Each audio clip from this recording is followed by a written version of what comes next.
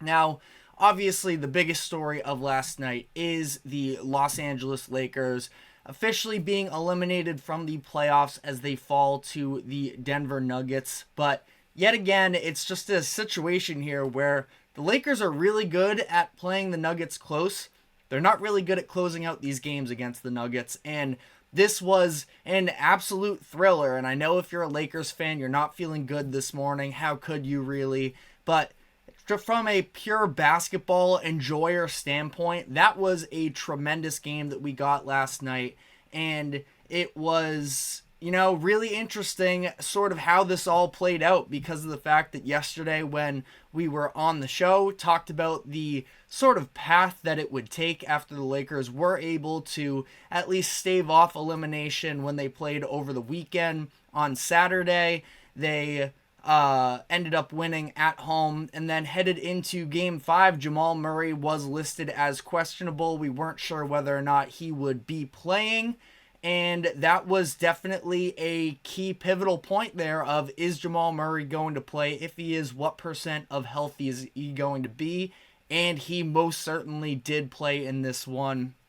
He was incredible. Not to rip off the Chris Rock, that is, commercial that we get basically every other commercial break. NBA playoffs this way, the commercials have been just terrible from a sort of tangent standpoint that we're not going to dive into. But playoff Jamal is a thing. In the past 2 postseasons, he's averaged 25.6 points per game, 7.1 assists per game, and 5.4 rebounds per game. Any one of those averages would be a career high for him in a season, and he is just the definition of a playoff riser. Last night, he scored 32 points, including the game winner that sent the Lakers packing to Cancun. He scored 12 points in the fourth quarter, including 9 in the final 4 minutes of the game. He and Austin Reeves were going back and forth there, but ultimately, when Austin Reeves tailed off, there was Jamal Murray able to get it done for the Nuggets. If he wasn't on the injury report headed into this game, you would have had no idea he was dealing with a calf injury. Now, he was a little less mobile to start off the game. Broadcast was pointing out that he was benefiting a lot from his catch and shoot opportunities, but he only continued to look better as the game went on. He hit a step back 3 over Anthony Davis. He started working himself inside the arc and was hitting some shots off of that left leg as well. And it was just a really encouraging performance from Murray, who he did go down briefly at one point, and there was a little bit of worry, at least from myself, like, oh my god, did something happen? He had just happened to get hit in the face by D'Angelo Russell, and he just continued to roll in this one, which was massively important because Kentavious Caldwell-Pope was dealing with a little bit of an ankle injury, especially in that first half. Reggie Jackson, who was also actually really good in this game as well, I thought, in the minutes that he played. He wasn't great in the series as a whole, and he was also dealing with a foot injury, so there was a lot going on in that backcourt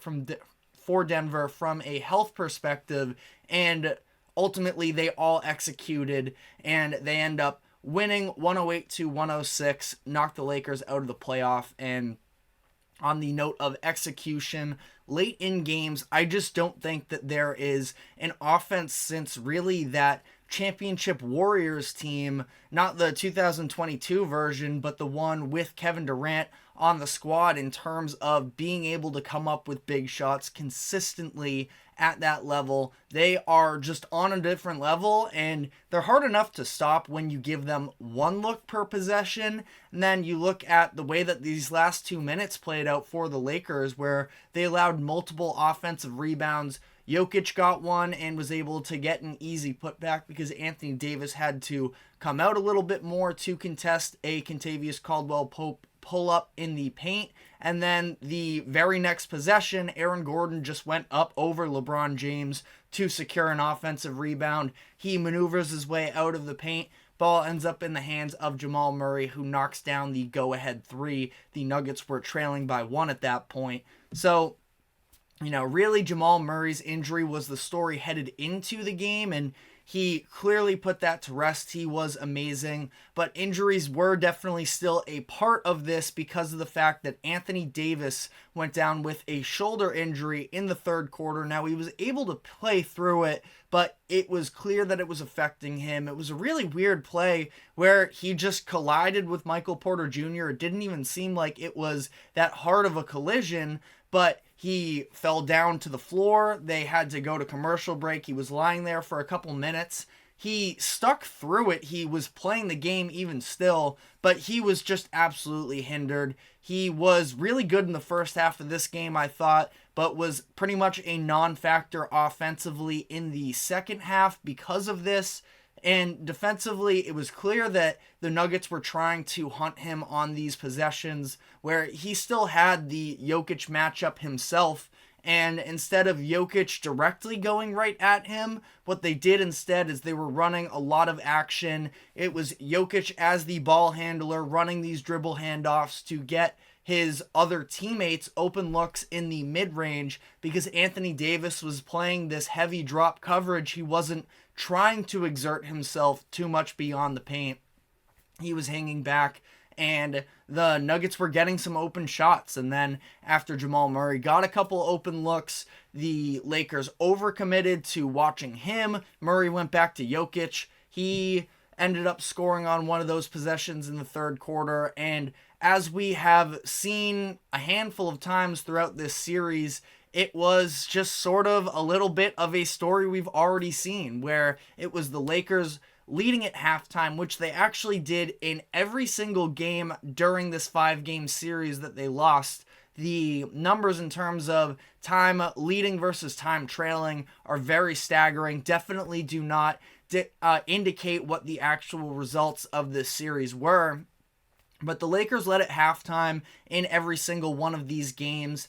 And in the third quarter, things typically shifted. It does feel like specifically it was that stretch at the end of these third quarters where Anthony Davis goes to the bench and Jokic stays in, and he just starts to really get himself going. He isn't looking to score quite as much in the first half, but he knows that when the time is there for him to attack, he does, going at Rui Hachimura, and it didn't help that, of course, Anthony Davis was dealing with these injuries. So Jokic ends up finishing this game with 25 points, 20 rebounds, and 9 assists. This wasn't even his best game. He was actually really struggling with turnovers in the first half, had 5 alone in the first, had another 2 for a total of 7 throughout this game.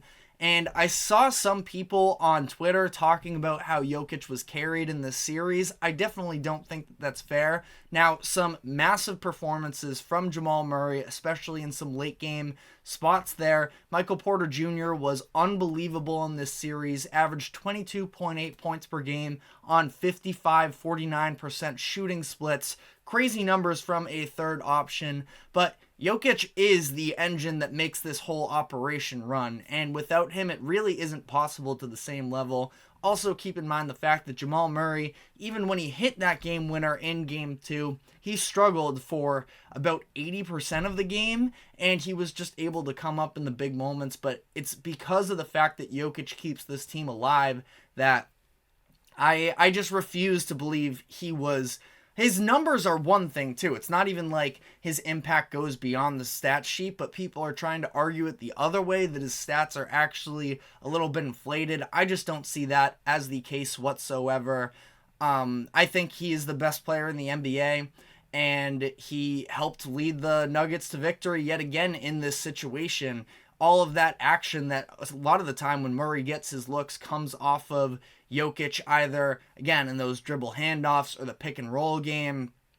Murray, when he hit his game winner, it was using a Jokic screen. So, again, the Nuggets are a very good team. That doesn't mean that anytime players have good teammates that they're carried. I hate some of the basketball discourse that sometimes we see online, but maybe I just pay more attention to it than I personally should. But on the Lakers end of this, I thought that LeBron was really good in this game again. It is unfortunate. I definitely don't necessarily feel bad for LeBron necessarily like some other people do. I mean, it's just sort of the reality of life. We've seen LeBron be able to put on his superhero cape and muscle his teams into these incredible playoff runs. And it's been a lot of fun to watch, even if, at times I haven't been the biggest fan of LeBron just because of being from Boston. But at the same time, if you're just appreciating greatness, it's hard not to with LeBron in his career. But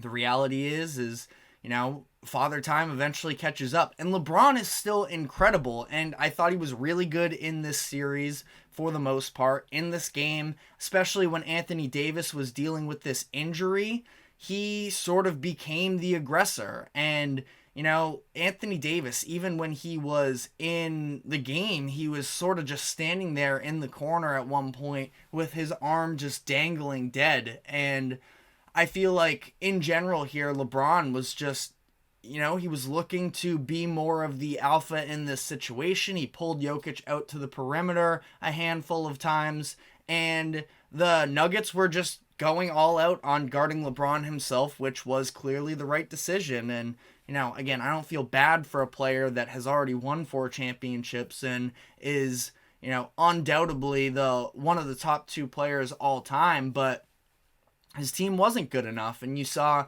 there was an instance in that third quarter where LeBron was trying to run a pick and roll with Jackson Hayes, and the Nuggets just entirely sold out to guard him. It looked like Hayes was very open in the paint, but LeBron just didn't necessarily, granted he didn't have the angle either because of the trap that the Nuggets threw at him, but it just seemed like there was also a little bit of a lack of trust from LeBron to Hayes in terms of, firing in that type of a pass. But LeBron finishes this game with 30 points, 11 assists, 9 rebounds. He did decline to answer questions about his Lakers' future after the game, so that is going to be a storyline going into this summer for sure.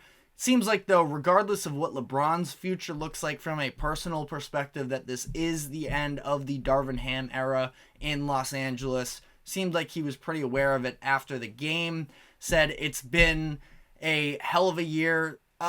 It's been a hell of 2 years sitting in this seat. Repeated that quote a couple times. And it was a really tough look for him, in my eyes, of him trying to blame injuries for the reason why they didn't have this postseason success, because of the fact that, for the most part, they were dealing with some injuries. Gabe Vincent was out for a lot of the years. That was one of their off-season signings. Jared Vanderbilt ended up missing most of the second half of the season when he was injured, but it was the most games LeBron and Anthony Davis have played respectively since joining the Lakers. It was the healthiest season of Anthony Davis's entire career. Rui Hachimura played the most games in his career. D'Angelo Russell played the most games he has since 2019. And I just feel like saying that it's on injuries is such an excuse-making move from Darvin Ham. And I feel like deep down he probably knows to some degree that he was outcoached. And the team that he's faced up against in the playoffs, where the Lakers have lost, this Denver Nuggets team, is definitely better. And, I'm not saying necessarily that there is any sort of a coach that was out there that would have been able to pull off this type of an upset. But for Ham, it just has not been a pretty scene for him for a long time now. A lot of Lakers fans have been upset with him. Let me know in the comment section how you feel about whether or not Ham is being a little bit of a scapegoat. I feel like at times the LeBron James head coaches have been a little bit more on that scapegoat side, but I don't know if Ham necessarily has what it takes to, at least yet be a championship level coach. And I thought that it was really interesting how in this game as well, the fact that during this third quarter stretch where the Nuggets are running, Ham isn't using any timeouts. He's sort of just letting Anthony Davis be out there on the floor, clearly in pain, and that's what a lot of fans were upset about. And then when it comes to the fourth quarter, after Jamal Murray hits his game-winning shot with 3 seconds left, somehow the Lakers still don't have a timeout. So again, there's a lot more that goes on sort of behind the scenes in these situations that the average fan isn't really aware of in terms of how these teams operate, but I do feel like Darvin Ham is going to be seeing his way out. Bleacher Report and The Athletic put out an article that is what's expected, so we will see on that. Not totally sure where the Lakers go from here. They're going to be needing a new coach. They are going to need upgrades at both the D'Angelo Russell and Rui Hachimura positions. I like Hachimura, but at the same time, this was a really bad series for him. It's obviously never an easy ask to be able to guard Jokic, but he was, and again, not easy whatsoever because of how good Jokic is in the post, but he was kind of a traffic cone out there, and it's not like he was paying off any dividends on the offensive side either. If you're not playing offense, you're not playing defense, you're not really doing anything for the team. So it seems like they're going to need to make some changes there. The Athletic put out a report saying that the Lakers are open to giving him a 3-year, $164 million max contract. Does LeBron want to commit himself that much in the long term? Obviously, playing with his son is a top priority. I also think that winning another ring is still very much up there in terms of an importance to him. After seeing the way that Denver has been able to handle the Lakers in the playoffs the past couple of years, does he feel like he can still win there? That's still sort of to be seen. Other question is, are we going to see this level of Anthony Davis again? Hopefully, because I thought that this season was really fun seeing him sort of reach those heights that we were expecting when they first sort of paired up LeBron and AD in Los Angeles, having this whole passing of the torch mindset, and ultimately not really sure. This is, like I mentioned before, the healthiest season we've ever seen from him, and he was unbelievable. I'm not totally sure about it, so the Lakers could sort of go a couple different directions with this, but it does depend ultimately on what LeBron James wants to do, so we will see with that. The Denver Nuggets, though, are now advancing to face the Timberwolves in the second round, which I would say that the winner of that series is likely going to the NBA Finals. No disrespect to the Thunder, Mavericks, or Clippers, but I think that these are the two best teams in the West, and this is a little bit of a de facto conference finals. Should be a ton of fun. We're going to talk more about the series later in this week for sure, but just some quick notes on it.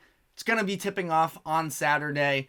We should be in for a great one with this. The two teams played in the playoffs last year, but this is very much a different version of the Timberwolves team that lost 4-1 last season. You have much better cohesion. The chemistry, especially with Rudy Gobert, is much improved. The Towns-Gobert dynamic from a playing standpoint is much better now. It seems like Karl Anthony Towns has turned a corner from a maturity standpoint, and Anthony Edwards, of course, is just on this different level as things currently stand. Was on a heater to end off that Phoenix series. Granted, Suns were definitely a mess towards the end. We're going to be talking about that a little bit later in the show as well. But the Timberwolves have the best defense in the NBA, and they probably have the most capable individual defender in Rudy Gobert in terms of trying to limit Nikola Jokic at least to whatever level you can. So again, going to talk about this series more later in the week, but as things currently stand, I'm going to lean with the Nuggets. I feel like I'm probably going to have a very hard time picking against the Nuggets in any individual round. Kind of gives me a similar Chiefs vibe, even though I did actually have the Chiefs losing to the Ravens, but that was so long ago, we don't even need to talk about that. But the Nuggets are currently minus 215 favorites to win the series, according to DraftKings. The Timberwolves are plus 180. Again, I think that it's going to be the Nuggets because of the fact that they have the experience. There's this extremely well-oiled machine. What the Timberwolves really benefited from was they are an excellent defense in terms of guarding isolation possessions, and that's what makes them so strong. But the Nuggets obviously move the ball around just as well as anybody else in the league, and it's going to definitely be more of a difficult test from that perspective. Can the Timberwolves offense match that? Now also, something worth noting is the fact that the Nuggets didn't even shoot that well from three in this series. They're actually on the lower end in terms of threes made per game out of the teams in the NBA. So if the Timberwolves can get hot, then maybe that's a way they could potentially make up some type of ground. But again, I'm going to lean Nuggets as things currently stand. Let me know what your predictions for that series are. I'm sure probably on Friday, we're going to be diving more into the second round of playoff series.